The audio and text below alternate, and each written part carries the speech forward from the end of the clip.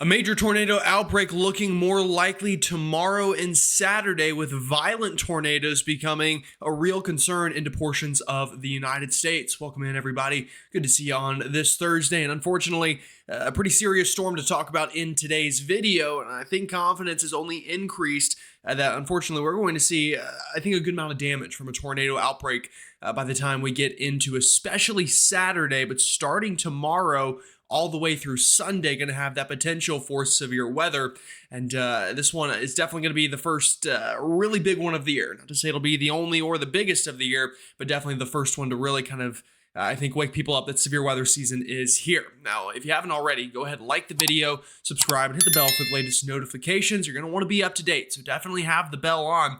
I think I'll be live here over the next day or two, forecasting this for you in a live format. I'll answer all your questions. We'll get really nitty-gritty into the science of things, and I'll do a little bit of that in today's video as well. But I think that'll be important, so you're going to want to, again, have notifications on so you know when that live is about to happen. Also, thank you to our channel members. Appreciate you folks. If you'd like to become a member, go ahead and hit the join button down below next to the subscribe button. All right, folks, let's go ahead and dive on into this and start talking about what we're expecting. And yeah, you can see it. The same idea is continuing here. You can see that big storm system, a lot of snow in the Rockies. We're going to have another kind of blizzard or blizzard-like threat on the other side of this thing, but watch it kind of get into the plains here and look at all those thunderstorms out in front of this thing. I think 2 waves of thunderstorms, one tomorrow afternoon and evening, and then another potentially more potent and violent wave by Saturday. And again, that's the one that I'm really concerned about. And then by Sunday, all of this will move east, and we'll see another day of severe weather in the mid-Atlantic and potentially even further north into the Northeast by that Sunday timeframe, and that's right here on the loop. Now, let's very briefly here talk about what we're seeing out there right now, and again, kind of the calm before the storm, depending on where you're at. Now, we've got a little piece of energy working through the southeast. This is actually producing some thunderstorms currently over Alabama. We've seen some large hail this morning. We've seen some strong winds. We'll likely see more of that this afternoon with that storm system. And then out west, you can finally see it. Here's that big trough that is going to be the guilty party here for that outbreak by this weekend, already moving into the lower 48. So we're starting to sample this with weather balloons, and we're starting to get more data in. So by this evening's mesoscale model runs, I think we're going to be in range to kind of see, what exactly it's going to look like on the surface by the time we get into Saturday, especially, but we're already kind of getting in that range for tomorrow. So definitely that's kind of what we're seeing out there right now. Now, as for watches, warnings, and advisories, still pretty clear east of the Mississippi. Like I said, Alabama's got a couple of strong storms ongoing right now. You can't see them here, but trust me, they're there. But definitely the activity is really increasing back out here through the West Coast. We've got all sorts of winter storm warnings in pink, winter weather advisories in purple, and then a wind threat now developing, in some of these other colors I'll kind of circle on the map here. These regions, again, we're going to see a strong low pressure. So wind will be another concern here, especially down here into Texas, Oklahoma, and New Mexico. Folks, we could see wind gusts up near hurricane strength with this storm system by the time we get to Friday afternoon in that region. That combined with dry air, all these really bright pink boxes you see, these are red flag warnings for fire danger. So do not burn anything if you're in that circled area. Includes basically the entire state of Oklahoma, western Kansas, Nebraska, southern South Dakota, and then the Texas Panhandle there, and then even into New Mexico. Just don't burn anything. It's going to be crazy windy, crazy dry. You don't want to start anything. Trust me, we've found that out the hard way here in the Carolinas over the past couple of weeks, where we have had wildfires even continuing, I think, in some areas throughout the state. So, don't burn anything for sure is going to be another important thing to note. Now, today, we're going to see severe weather. Today's not the big day. Today, again, is kind of like a little appetizer, but nonetheless, we do have a marginal risk from Tupelo to Birmingham, Tuscaloosa, back down to Montgomery, Columbus, Dothan, Albany, Georgia, and even down into the Florida Panhandle. Main threat today going to be big hail and strong straight line wind. An isolated tornado cannot be ruled out, but I really think hail and wind are the bigger threats today. And today's a good little warm-up day to kind of, go back through your severe weather precautions. If a warning is issued, have that plan, to kind of have that safe place in your house, at lowest level, center room, no windows. Make sure you have a hard hat. Make sure you kind of have some sort of, good footwear if you have to go outside and there are nails and everything scattered all over the place. Today's a good day while we're under this marginal risk, and it's a less threat, but you still see the storms, to kind of start thinking about that plan for Saturday in this region. definitely something you want to be ready for, and definitely have your severe weather preparedness plan ready and at hand. All right, so let's briefly break down today. Again, not a huge deal, but you can already see on some of the models indicating some of these storms firing up. Kind of a classic little multi-cell, single-cell day, large hail, straight line winds, like I said, with just enough lift in the atmosphere and instability at the surface for these to maintain. This is this afternoon already beginning, and then through the evening, here's right about rush hour into sunset. Some of these storms could congeal together and kind of create a bit of an MCS. Kind of a complex of storms down here that could again produce large hail, straight line winds, even into Georgia or the Florida Panhandle. I'll tell you, the models oftentimes kind of mess up the track of these things. So that cluster of storms could be further north. It could be further south. They get it wrong pretty often. In fact, they did yesterday. Yesterday, they had a cluster of storms in Oklahoma and Arkansas. And next thing you knew, it was down here into East Texas. So it's just a limitation of the science here. But I do think severe weather today will be a possibility. Then you see by the overnight kind of begins to quiet down. This is 1 a.m. Much nicer conditions and drier conditions begin to take over for Friday, which will be the start of the actual main appetizer event, if you will. All right, let's talk about it. Why is this such a big deal? What in the world is going on? Well, it all starts in the upper levels, as anything does with the atmosphere. And we'll pause it right here Friday morning. Here's our big trough. And it's going to kind of come in two phases, I'll add. Here's the first phase. This is the one that's going to produce the Friday threat and that winter weather threat. You've got this big piece of energy I have circled on the map down towards the four corners. As you move it ahead into Friday afternoon, this really spins up. And folks, I mean, this is about as classic of an upper level close low as you can get. You can see we've got one circle, another circle, another circle. Normally you see that at the surface. You don't see them quite this strong in the upper levels usually, but all it does is enhance the surface low pressure. So this creates even more lift in the atmosphere. It spreads out the air. We get even more divergence. That creates kind of a space or a void, and something's got to fill that void. So air rises from the surface, and rising air at the surface usually indicates lower pressure values, and lower pressure at the surface creates fronts, and fronts unfortunately create areas of thunderstorm activity being more likely. And that's exactly what's going to happen. We'll pause it right here. This will probably be the peak of it tomorrow, right around sunset. I mean, again, just incredible upper level support for a surface low pressure, and a strong one. And again, the stronger the surface low, the stronger that cold front and warm front. And the stronger those fronts are, the more lift you have. The more lift you have, the stronger your thunderstorms are going to be. So it's all connected. It's kind of like a stepping stone. It's like if you take this path, then you have two more paths, and then two after that. Whatever exactly that terminology is called, but you get the point. So this is going to be a very key factor for why this is a big deal. This is Friday evening. Now watch what happens on Saturday. That pulls north, produces some snow, and then another large trough. This is Saturday afternoon, digs down, and once again, a new area of surface low pressure is going to develop off of that. Unfortunately, this time much further south and much closer to the Gulf. And you're thinking, all right, well, what's the problem with that? Well, you get a surface low that far south in March, and a strong one, that's going to produce an insane amount of wind energy. We're going to just have a ton of spin in the atmosphere and wind shear, and you do it right next to the Gulf, it's grabbing all of this moisture and vecting it northward, and then you get the thermodynamic support on top of that spin in the atmosphere, and that's unfortunately a recipe for severe weather, including tornadic activity. Now, this is the latest from the Storm Prediction Center for tomorrow, Friday, March 14th. And you can see we have a moderate risk officially issued. This is a level 4 out of 5, folks.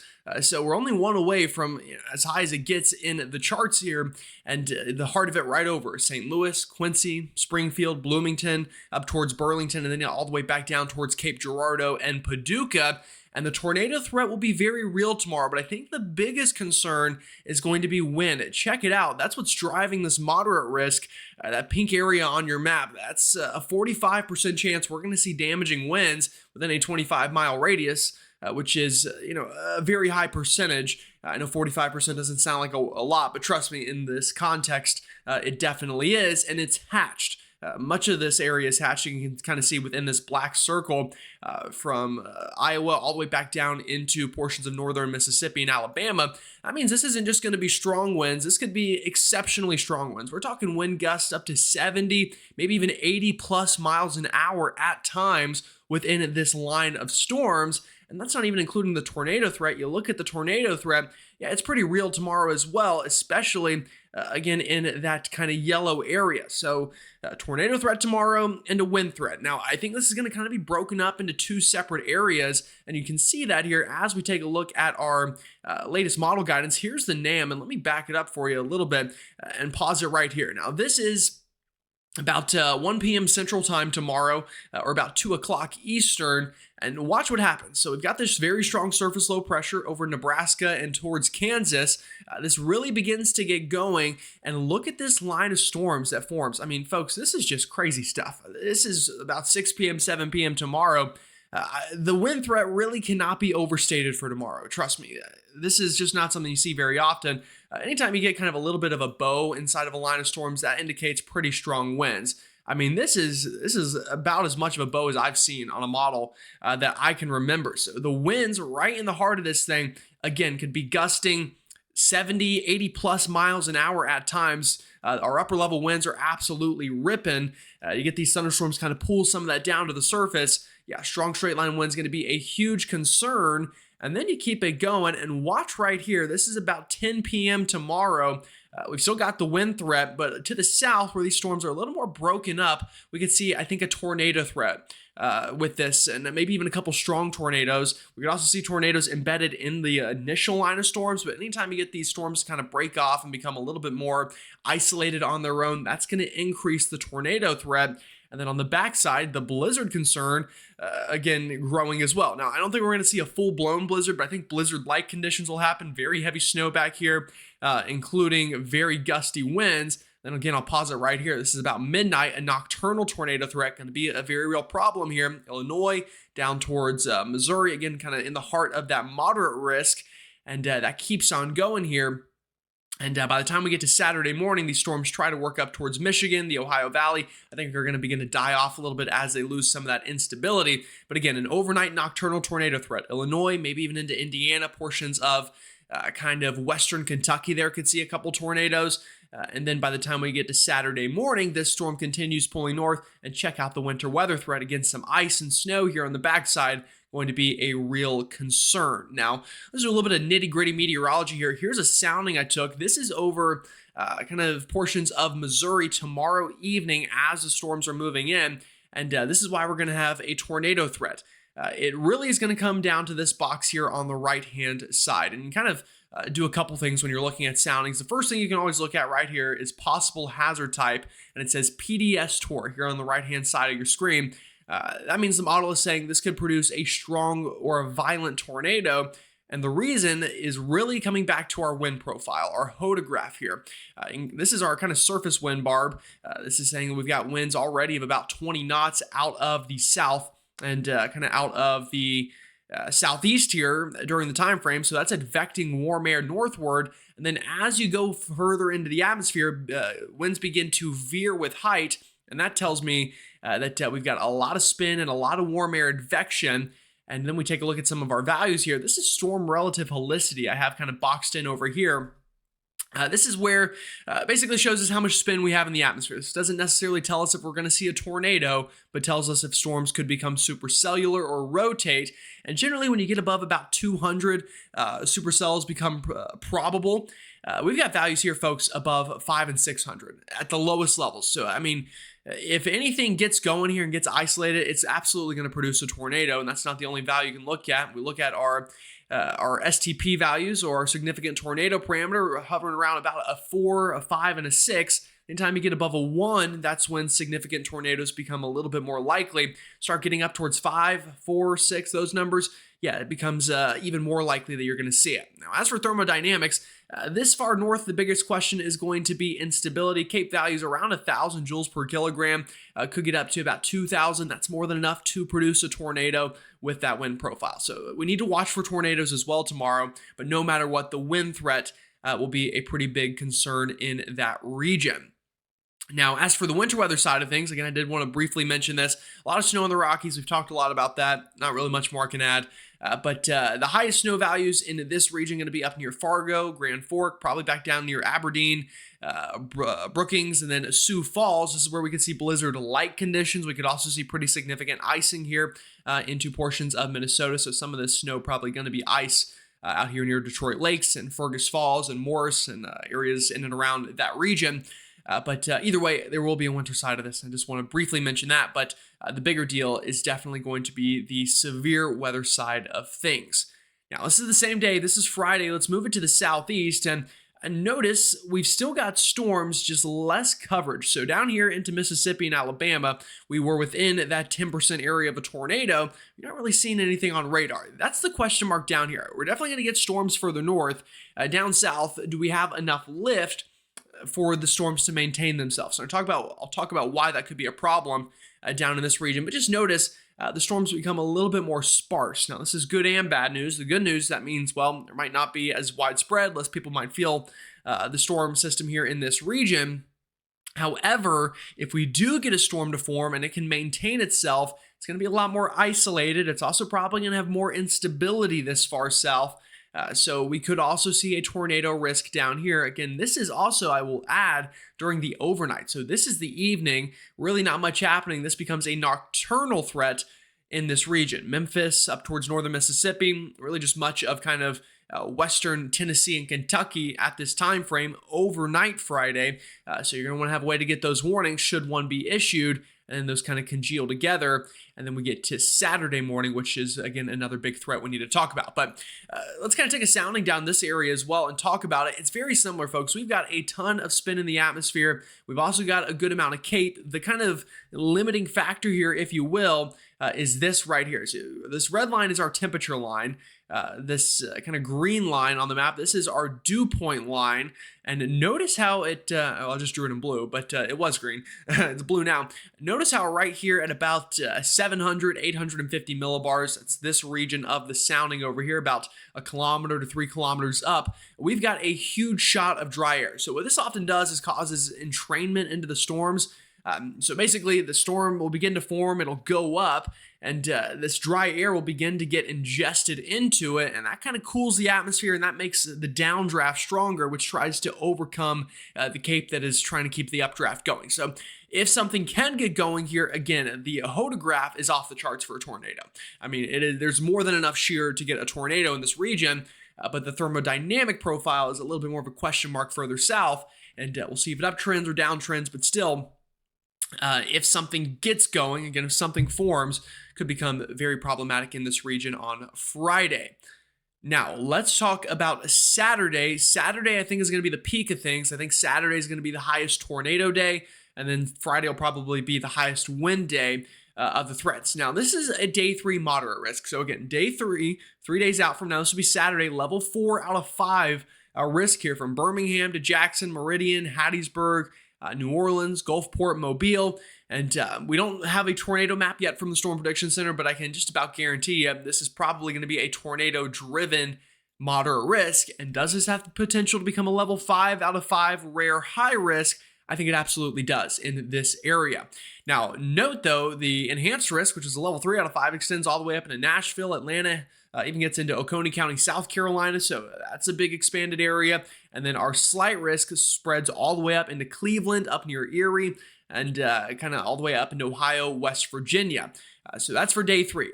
Going to be a big concern. And then, by the way, you think you're done there, check out Sunday, another threat area from the Big Bend of Florida, all the way up to Philadelphia, up into Scranton, Harrisburg, and all points in between through Virginia and the Carolinas, and down into Georgia. Places like Raleigh, Florence, Columbia, Charleston, Savannah, Richmond, Virginia Beach, Washington. Again, a lot of cities in the threat area here for your Sunday as well. So let's try to time it out a little bit further away, so not quite as high resolution of a model to use here. But notice this is Saturday morning, the latest NAM model, and this is concerning already. We've got not a lot happening, basically, is the problem come Saturday morning. And then during the afternoon, watch what happens. that surface low begins to develop. And folks, it goes from basically nothing, like 1,000 millibars, to 988 over the span of 6 to 8 hours. That is very quickly deepening low pressure. So the wind environment is going to be off the charts on Saturday. And you can see out here in this warm sector where we're going to have some of that Gulf instability getting overlapped with that wind energy. That's where we're the most concerned for significant severe weather for Saturday afternoon. Now, again, it's 3 days out, so it's a little too soon to get into the nitty gritty. Are we going to have individual supercells? Is it going to be a big line of storms? But I'll tell you, we've got very strong low pressure over basically one of the worst places at the worst times, right over Dixie Alley, right during the afternoon here in March. And that's something we need to watch. I took a sounding for this time frame as well. This is down near Alabama and Mississippi in that moderate risk that we have. And again, folks, just a ton of spin in the atmosphere. Our storm relative helicity values in the 4 to 6, 700 range. If you look at the significant tornado parameter, hovering between about a 7 and a 9. Again, once you get above 1, problems begin to occur. You get to 7 and 9, yeah, big problems begin to occur. Cape values sitting at about 3,000. Report violent tornadoes, especially with this hodograph.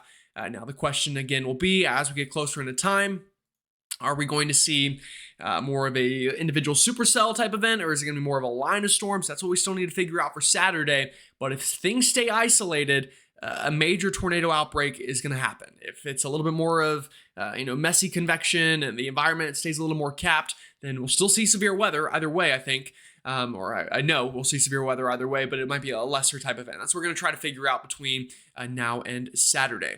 All right, let's time south for you in the east. Again, we're going to see severe weather further north in there as well. Let me back it up for you. Here's Saturday afternoon, so that complex of storms, that low pressure developing down south, going to kind of pull off towards the north and east throughout the day and throughout the evening of Saturday.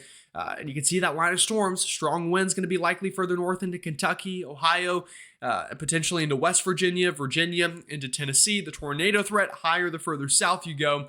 And then you keep on going here. Here we go, waking up Sunday morning. Likely a pretty, nasty squall line working through the Western Carolinas, Atlanta, up the Appalachia chain. And then Sunday afternoon, another shot of instability, more wind energy. Could we once again see a severe weather threat? Again, kind of in this circled region? Absolutely, we could. I think we will. Again, the question for Sunday still, is it a bigger tornado threat or a bigger wind threat? That's what we still need to find out and kind of fine tune in the forecast here as that works on through your Sunday afternoon. And then we get to Monday and much nicer conditions take over. I think the start of next week looks pretty good. And then maybe another storm system about a week or so from now. But start of next week should be a nice little break from the severe weather.